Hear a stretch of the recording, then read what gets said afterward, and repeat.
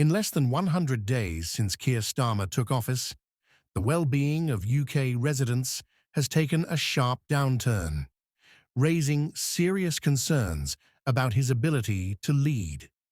Many have begun questioning his motives and leadership style.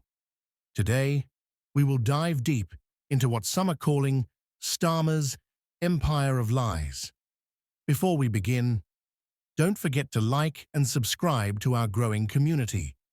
It's becoming increasingly common in politics for leaders to resort to dishonesty and manipulation, and Starmer, unfortunately, is no exception.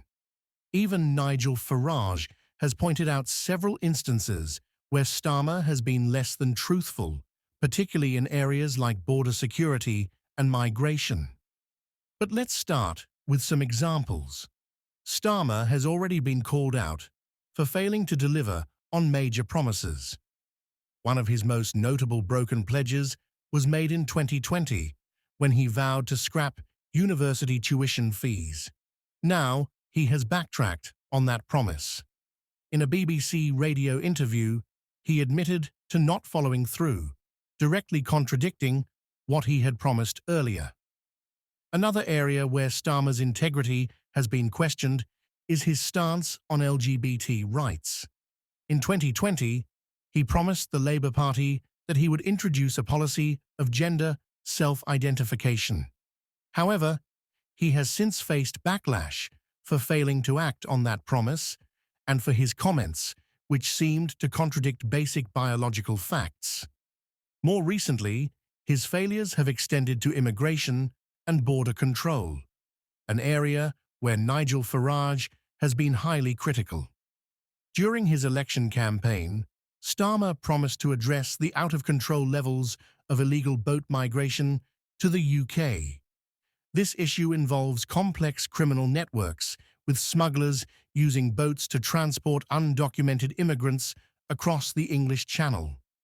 Starmer pledged to put a stop to this, yet more than a year later, little has been done. Farage has accused him of doing nothing to stem what is now being described as an invasion. Farage pointed out that more than 22,000 undocumented migrants have arrived in the UK this year alone, with over 8,000 since Starmer took office. The failure to address this situation raises serious safety concerns, especially given that the majority of these migrants are young men with no documentation. Gang violence and knife crime have surged, particularly among young males, and Farage argues that the current government is essentially enabling criminal organizations to continue their operations.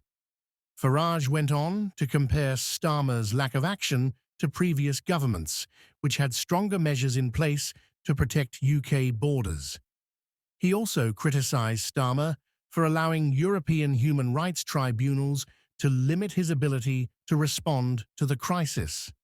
At the same time, another troubling issue has emerged: the potential release of Stephen Ling, a convicted murderer and rapist.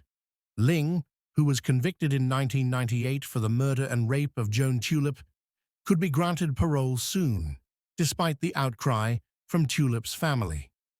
This decision, combined with other recent developments, has led many to question whether justice is truly being served.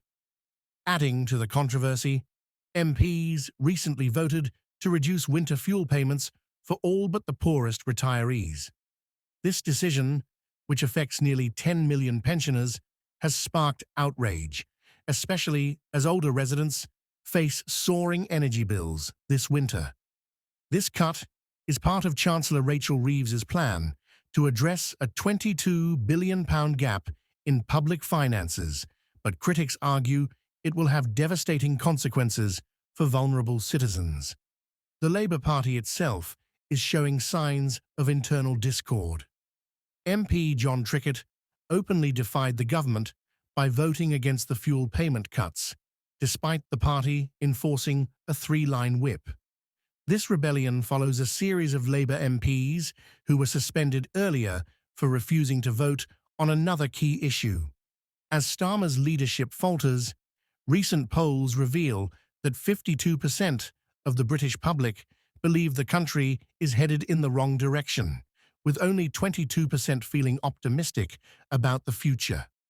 Starmer's approval ratings, along with those of key figures like Rachel Reeves and Angela Rayner, are also on the decline. During a recent speech at the Trades Union Congress, TUC, in Brighton, Starmer attempted to defend his tough decisions, insisting that they were necessary for the economic stability of the country. However, many are questioning whether these decisions, which impact millions of people, are truly in the nation's best interest. Please let us know your thoughts in the comments below.